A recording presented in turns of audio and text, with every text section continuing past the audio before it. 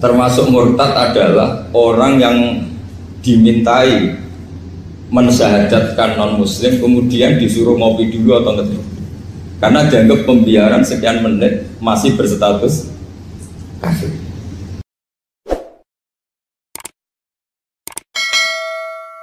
Misalnya ini ada di beberapa literatur fikih, di semua fikih baik mazhab Syafi'i, Hanafi, Hambali, di semua kitab fikih. Misalnya ada orang mau masuk Islam, terus konsultasi sama ustadz atau sama kiai, Pak saya mau masuk Islam, kamu nggak boleh ngambil sikap monggo ngeteh dulu, itu tidak boleh.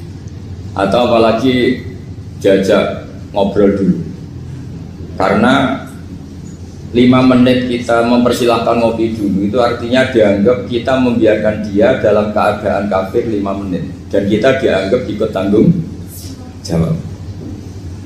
Sehingga di bab ada ulama yang ngebabkan itu sampai di bab murtad.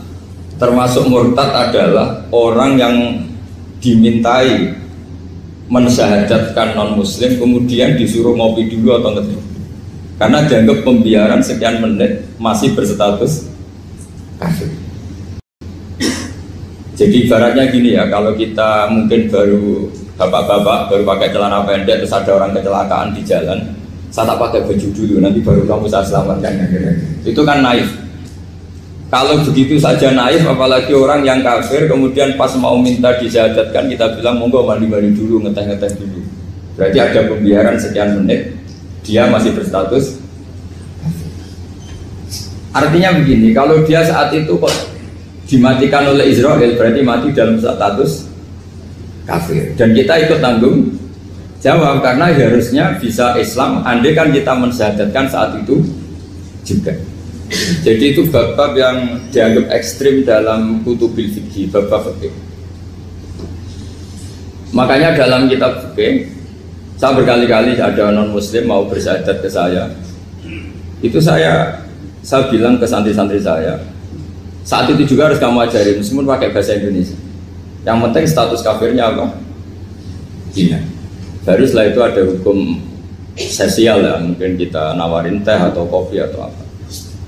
Makanya di sini dibabkan bab seseorang harus tergesa-gesa atau bercepat-cepat atau ngambil sikap bergegas untuk melakukan kebaikan. Terus ayat kedua yang dipakai Sayyiduddin bin Abdus Salam itu begini. Ketika Allah mensifati orang munafik, status orang munafik itu apa? Wa idza qamu ila sholati qamu kusala. Mereka kalau dipanggil untuk sholat, dia berangkat tapi itu salah cara malas-malasan. Sehingga untuk menunjukkan kita loyal sama Allah itu ya paling tidak ada sikap di atas rata-rata ya. Makanya ada sa'i ya, lari-lari kecil, tawaf juga disunatkan ada lari-lari kecil, disebut ar-romal, romal itu lari-lari kecil untuk menunjukkan bahwa kita loyal sama Allah itu tidak sak kobre cara Jawa. Nah itu dibabkan sendiri. Jadi beda antara tergesa-gesa sama ekspresi serius. Jadi musyawarah itu ya kira-kira kan nggak mungkin lah kita dipanggil rektor atau kiai atau orang tua kita terus jalan leha-leha itu kan nggak mungkin. Nah contoh yang diambil di sini begini. Ketika ada debat terbuka antara Fir'aun dan Musa, saya ulang lagi ya, ada debat terbuka antara Musa dan Fir'aun. Kan Nabi Musa datang ke Fir'aun. Lalu kata Fir'aun, ini asal-usul ayat ini saya terangkan sejarahnya. Kata Fir'aun, lalu kalau kamu tidak nuhankan saya, Tuhan kamu siapa? Terus kata Musa, Rabbus samawati wal ardi, yang nuhani langit dan bumi. Fir'aun masih berkelit. Kalau Tuhan di bumi, setahu saya kemana-mana yang dituhankan saya, kata Fir'aun. Ma'alim tulakum min ilahin wairi. Terus Nabi Musa masih ngendikan, ya sudah Tuhan yang nuhani langit. Terus Fir'aun manggil Haman. Haman itu arsitekturnya Fir'aun. Ya Haman ibnili sorhal ali abduhul asbab samawati fa'atoliya ila ilahi Musa. Haman bangunkan kami piramida yang tinggi. Saya ingin melihat Tuhannya Musa. Musa akhirnya mikir, karena kalaupun Fir'aun bisa naik ke langit tetap tidak bisa melihat Tuhan. Kita tahu Tuhan nggak bisa dilihat. Kita yang mukmin aja udah lihat, apalagi Fir'aun rivalnya kan. Akhirnya Musa ganti argumentasi, yaitu argumentasinya Musa, Rabbukum wa Rabbu abaikumul awwalin. Ini perlu diingat dan perlu saya sampaikan. yang nuhani kamu dan yang menuhani leluhur kamu. Itu sangat memukul Fir'aun. Karena logikanya kalau Fir'aun itu Tuhan berarti babahnya dulu tanpa Tuhan. Ini ada Tuhan terlambat ya. Jadi kalau Fir'aun Tuhan berarti mbahnya tanpa Tuhan, karena zaman era mbahnya belum ada Tuhan. Karena perdebatan itu banyak punggawa Fir'aun yang mukmin. Wah ini Fir'aun nggak bener ini. Kalau dia Tuhan berarti babahnya tanpa Tuhan. Karena kalau iman itu akan diadili, akan dieksekusi, maka orang ini berstatus rajulun mu'minum min ali fir'auna yaktumu imanah. Maka di Quran diterangkan wa qala rajulun mu'minum min ali fir'auna yaktumu imanah. Ada seseorang yang iman tapi menyembunyikan iman. Lah orang ini selalu ikut rapat di rapat-rapat penting Fir'aun, termasuk rapat ketika Fir'aun dan para tentaranya memutuskan membunuh Musa. Karena dia ikut rapat dan eksekutornya besok disuruh nangkap Musa. Orang ini malam itu juga nemuin Musa terus bilang innal mal ayat tabiru nabikal yaqtulu ka Musa. Rapat tadi malam memutuskan kamu besok dibunuh, maka kamu harus bergegas meninggalkan Mesir. Nah, dari kesimpulan itu, dari cerita itu kemudian diambil secara hukum fikih bahwa untuk menyelamatkan darah harus jasa, harus bergegas. Andai kan Musa itu kok sak kobre, sak sempate, maka keburu. Andai kan ini rojul ini tadi, orang tadi penasihat tadi kok sak kobre ya, maka berarti Musa terlanjur tertang. Jadi itu pentingnya ulama ya. Jadi cerita yang linier, cerita yang seakan-akan cerita di tangan ulama tetap menjadi al-ahkam al-fiqhiyah, menjadi ketentuan-ketentuan apa?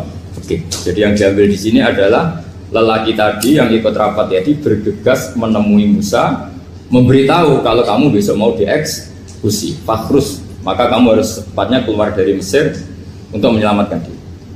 Terus oleh Saizuddin bin Abi Salam dibabkan bab harus tergesa-gesa menyelamatkan darahnya orang apa? Islam.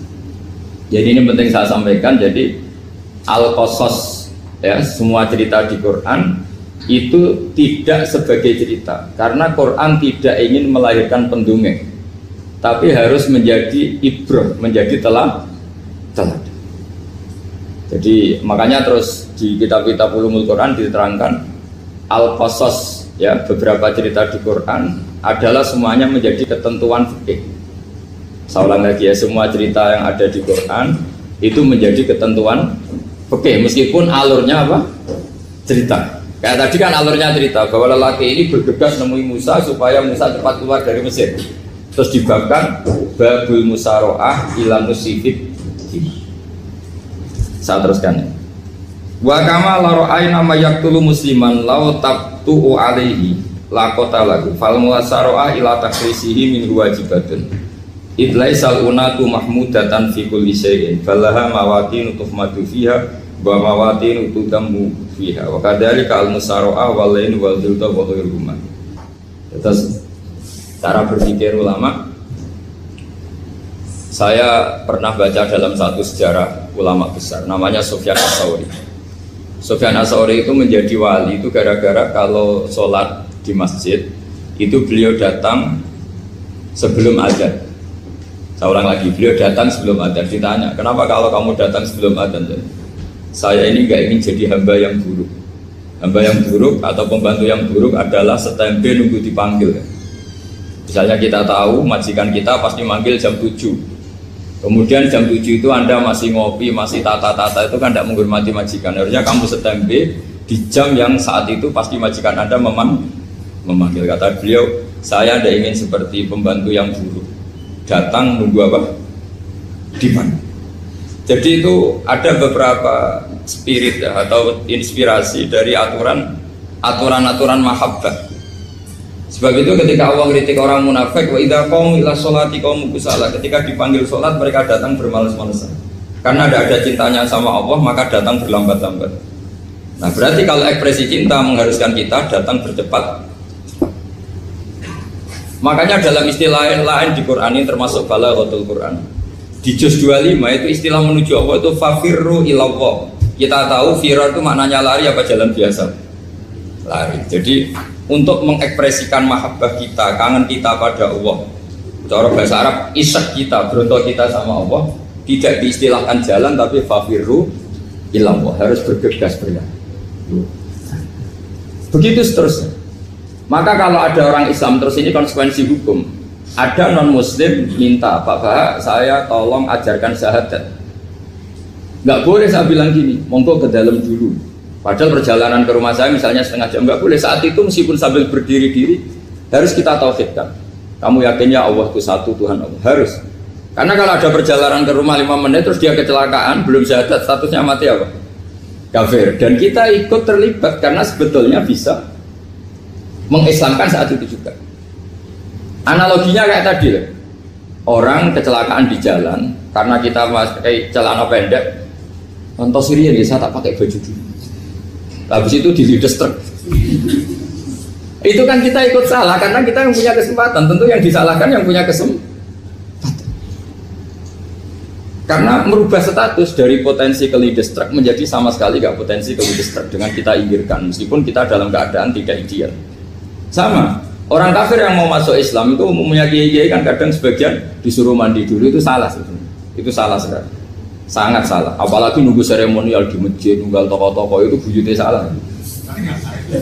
Itu gak cuma salah bujutnya salah. Jadi salah yang akut. Itu salah besar ya. Kalau seremonial monggo, tapi kalau mengislamkannya harus saat itu. Apalagi seremonial seminggu lagi nunggu tokoh terkenal, nunggu disyuting dulu, wah itu perilaku so, itu bukan mengislamkan itu. Makanya kita yang sebagai peneliti fikih itu kadang itu enggak sreg gitu. Masa mau Islam nunggu di masjid dulu, di syuting dan tokoh-tokoh, itu salah.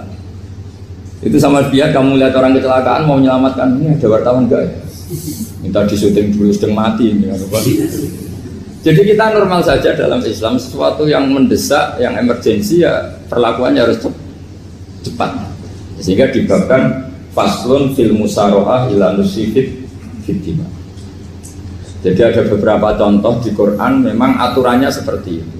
Makanya semua redaksi Quran tentang menuju Allah diredakseno fafirru ilallah. Makanya di tawaf ada ekspresi romal, jalan agak cepat. Di sa'i juga ada momen-momen kita harus romal, berjalan cepat. Di beberapa aturan juga seperti itu. Ya saya ulang lagi, di beberapa aturan Islam juga seperti itu. Nah sekarang efek di hukum haji. Saya banyak baca literatur haji. Haji dalam aturan Islam itu wujuban tarofian, wajib yang tidak langsung mendesak.